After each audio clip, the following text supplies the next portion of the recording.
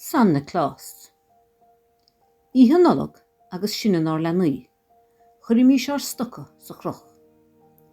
Der tílinn go dúcach santí nos an siminé, agus gur binne an chúis go nglantín siminé a rih nolig, chun áraich an sú hentí nuair a bheith sé dul síos a siminé, agus mála mór bruntana sí hiar a grám. Baitlinn chuna sa thucach sé trasna na farige ó gún chuoin, ihe ghorcha a ghaifars de miúil.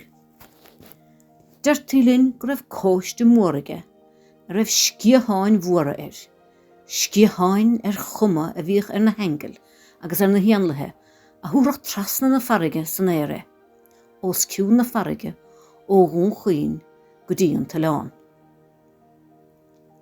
An bolla thuaig a thagach dadí na nolog a deirtí leis na leanaí, agus credidí sé. Úl nó ráistí nó le héad a ghaití sa stocha. Ní raibh éan bhréagáin an uiriúd, ach hiar ar deire bhíoch bréagáin ann. Seo mar glantaíonn siminé i gcóir santí. Beart beag a dhéanamh de chraibh gharmh láidir a glas ón gnúc. Cosa nó rútaí na craibhe a chur thar chéile. Churtaí tiad mhuar ada síos tríd siminé. An son ó bharan siminé churtaí sníam don diad timpeall ar an meartáin beag craibhe i lár na téide.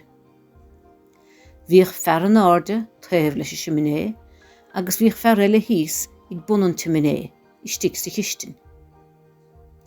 Bhí dí síos suas leis diad leis an meart craibhe go dtí go míoch an sú go léir buinte den siminéacha.